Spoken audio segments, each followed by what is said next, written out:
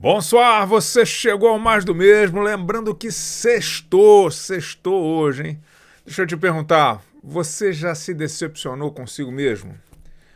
O que a gente faz quando a gente destrói a própria casa, né? A gente vai falar disso já já, fechando essa semana, mas antes deixa eu te lembrar que o Mais do Mesmo é um programa produzido pela Igreja Reformada Luz para as Nações em Montreal, que tem como propósito principal falar mais da mesma escritura, mais das mesmas doutrinas e mais do mesmo Cristo. A única novidade que a gente busca aqui é novidade de vida. A gente está aqui de terça a sexta, por enquanto ao vivo, por enquanto nesse formato. Hoje não está ao vivo, 18 horas e 2 minutos aqui no horário do Canadá, em Montreal, 20 horas e 2 minutos no horário de Brasília. Sempre às 18h02, para a gente se lembrar todos os dias que o Senhor é a minha rocha, a minha fortaleza e o meu libertador, o meu Deus, o meu rochedo em quem me refugio, o meu escudo, a força da minha salvação e minha torre de proteção, que é o Salmo 18, versículo 2. Como hoje não está ao vivo, não tem como falar com o chat, porque Deus proíbe a adivinhação, não sei quem é que estaria por aí. Fazem -3 aqui no meu Windows e vamos na temperatura informada pelo meu Windows e vamos trabalhar que a gente vai fechar essa semana e vai fechar esse tema. A casa caiu, né? Então vamos lá.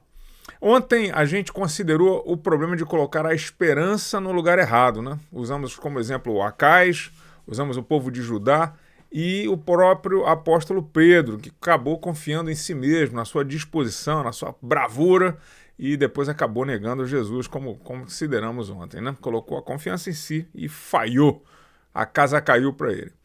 E hoje a gente vai continuar olhando para Pedro, mas no sentido talvez um pouco mais dramático, mas no sentido um pouco mais positivo, né? Para tentar entender onde é que ele errou, a gente meio que já denunciou isso, e para saber como Deus é capaz de consertar as coisas apesar do nosso erro, né? Mesmo quando somos nós que derrubamos a própria casa.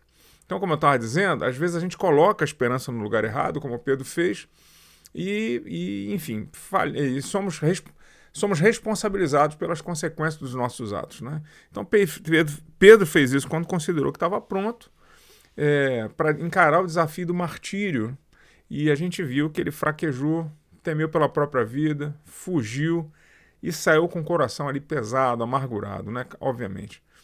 Mas houve algo, eu acho que ainda pior que aconteceu com a vida de Pedro, sobre os escombros da casa de Pedro que caiu, né? E eu queria seguir com você um pouco na história dele aqui.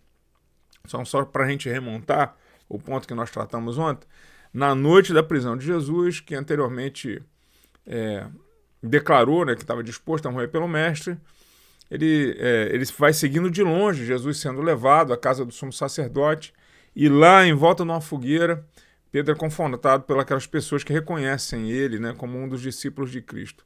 E ele acaba ali, como sabemos, negando Jesus 3 vezes. O texto bíblico nos diz, registrado lá em Lucas 22, mas Pedro negava, dizendo, depois de terem reconhecido, homem, não sei do que você está falando. E no mesmo instante, enquanto ele ainda falava, o galo cantou, né, pegando só o finalzinho da narrativa.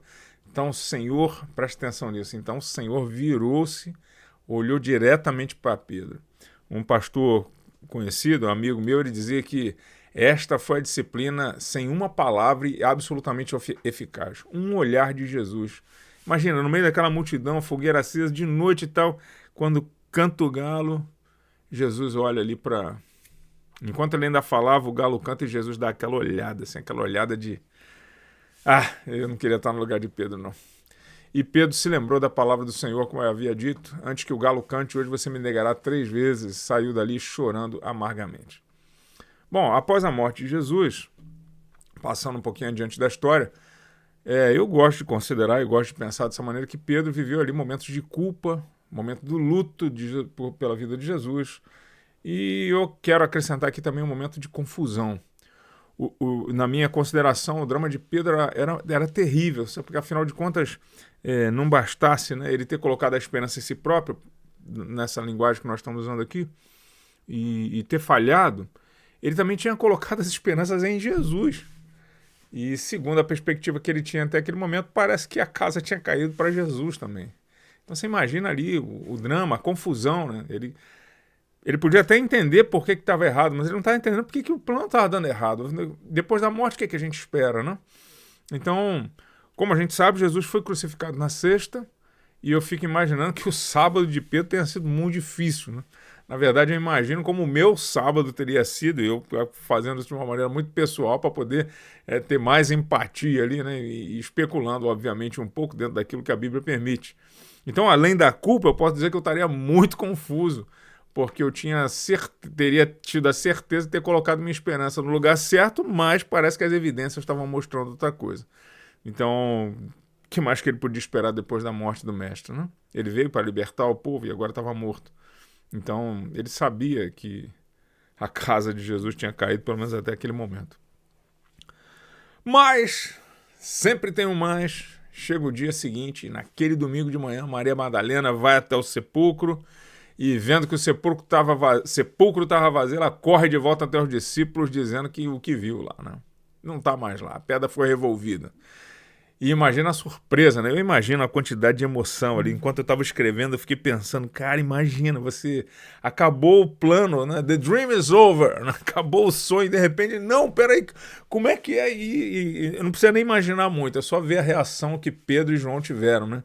Diz o texto bíblico, narrado em João 20, que Pedro saiu ali com um outro discípulo, que é o próprio João, e foram ao túmulo. Os dois corriam juntos, né? Não dava nem para andar. Mas o outro discípulo correu mais depressa, que era João, correu mais depressa que Pedro, e chegou primeiro ao túmulo. Abaixando-se, viu os lençóis de linho no chão, mas não entrou. Então Simão Pedro, que vinha seguindo, chegou e entrou no túmulo. João correu mais, e ele também viu os lençóis de linho no chão. Eu fico imaginando a esperança renascendo ali naquela hora. Ué, peraí, tem mais? Né, os sonhos brotando, a alegria de saber que era tudo verdadeiro, aquela confusão se dissipando na cabeça de Pedro. E logo depois, quando ele fala assim, rapaz, então vamos começar, vem aquele sentimento de, pô, mas eu neguei ele sabe disso. Ele voltou, mas eu não sou, ele não vai mais confiar em mim, né? Eu fico imaginando essas coisas. Ele sabia que Jesus havia negado, o texto disse isso, que Jesus olha para ele quando ele nega, né? E Pedro, imagina a tristeza de Pedro ali. Eu sou muito conectado a essa história por uma questão muito simples, assim, muito conectado na minha perspectiva, né? Porque quando eu era adolescente eu fiz uma vez um solo numa cantata do coral de adolescentes da Primeira Igreja Batista de Niterói, e a história era exatamente essa. Então, desde aquela época, eu devia ter ali 16 anos no máximo, essa história sempre me emocionou muito. E toda vez que eu retomo ela já está tão... Tem tanto lugar já na minha mente, no meu coração, que acaba me permitindo essas viagens aqui. O fato é que Jesus ressuscita, ele aparece várias vezes aos discípulos após a sua ressurreição, né?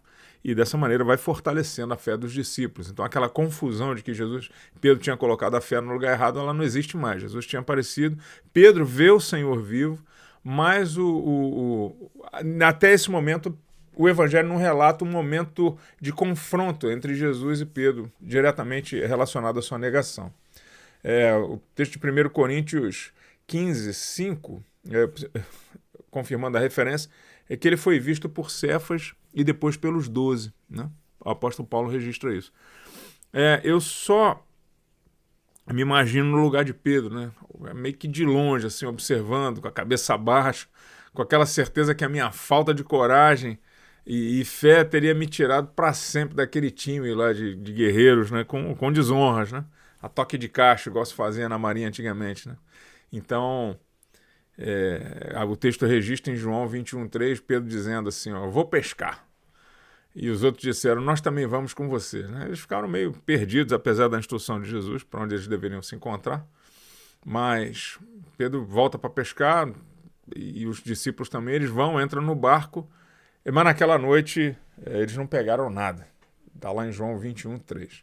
Então, todas as vezes que eu penso em Pedro, acho que eu já disse isso umas 4 vezes hoje, eu acabo me projetando nele. Né?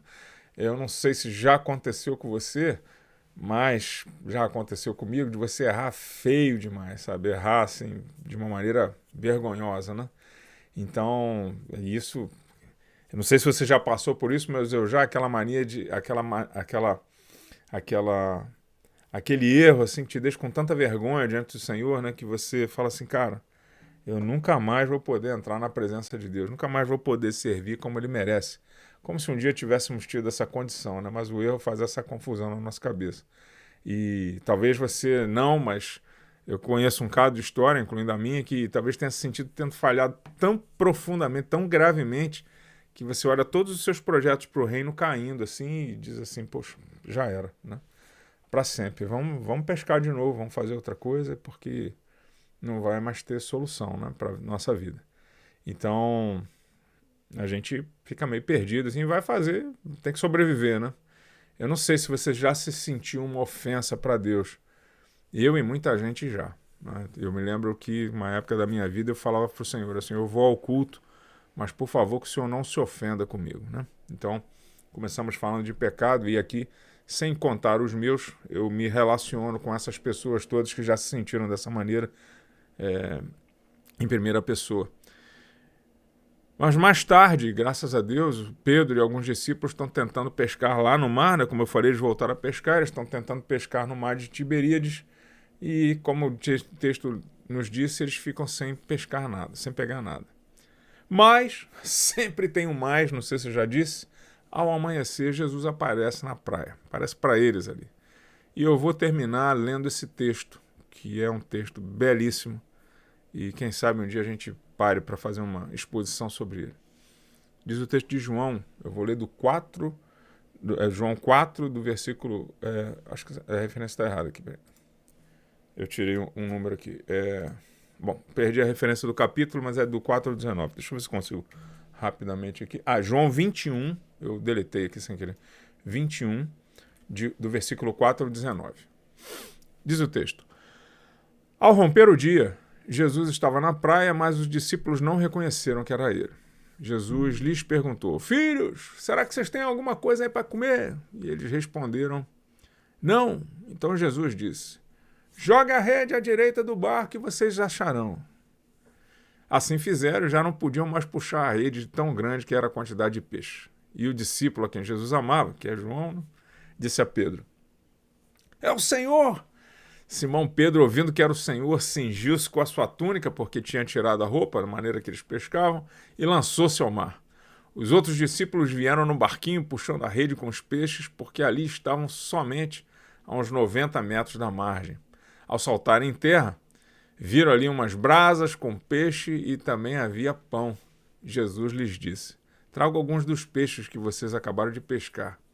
Simão Pedro entrou no barco, arrastou a rede para a terra. A rede estava cheia com 153 grandes peixes. E sendo tantos peixes, a rede não se rompeu. Jesus disse para eles, venham comer. E nenhum discípulo ousava perguntar quem é você, porque sabiam que era o Senhor. Jesus veio, pegou o pão, deu a eles, depois fez a mesma coisa com o peixe. E esta já era a terceira vez que Jesus se manifestava a seus discípulos depois de ter ressuscitado dentre os mortos.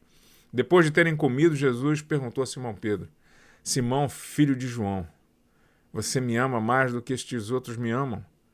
E ele respondeu, sim, o Senhor sabe que eu te amo. Jesus disse, apacente os meus cordeiros. Jesus perguntou pela segunda vez, Simão, filho de João, você me ama? E ele respondeu, sim, o Senhor sabe que eu te amo.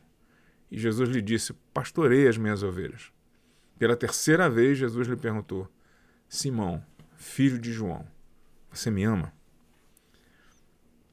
Pedro ficou triste por Jesus ter perguntado pela terceira vez, você me ama? E respondeu, o Senhor sabe todas as coisas, sabe que eu o amo. E Jesus lhe disse, apacente as minhas ovelhas. Em verdade lhe digo que quando era mais moço, você se cingia e andava por onde queria. Mas quando você for velho, estenderá as mãos e outro o cingirá e o levará por onde não quer ir. Jesus disse isso para significar com que tipo de morte Pedro havia de glorificar a Deus. E depois de falar assim, Jesus acrescentou, siga-me.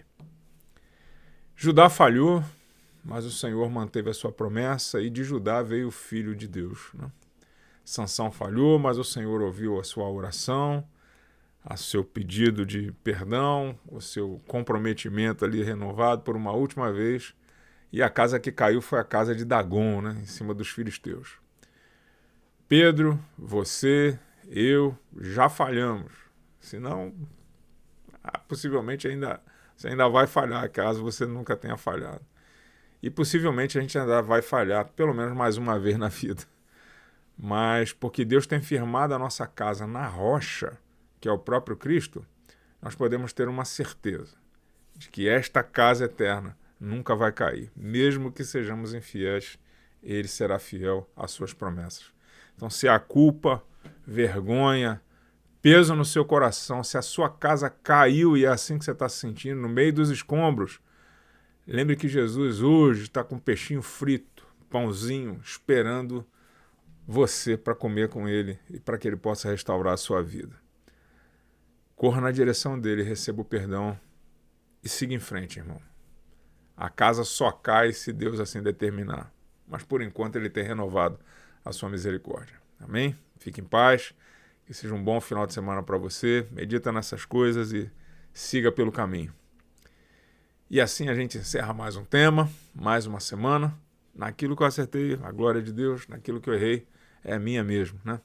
E semana que vem é o pastor Belchior que vai estar aqui conosco e a gente vai falar sobre um tema muito bom que se chama Maravilhosa Graça. De novidade mesmo, só vai ter novidade de vida, porque a gente fala das mesmas coisas aqui. E a você que chegou até aqui, hoje não teve chat, né, ao vivo, então a todos vocês que assistiram o programa, que o Senhor possa abençoá-los, que vocês recebam o nosso abraço como igreja, que comam esse peixinho de Jesus, o pãozinho dele também, que tem preparado para nós desde a fundação do mundo, e que Deus te abençoe, né, com um bom final de semana. À bientôt, à la prochaine, au revoir, até outra semana, que Deus abençoe, meus irmãos. Até mais.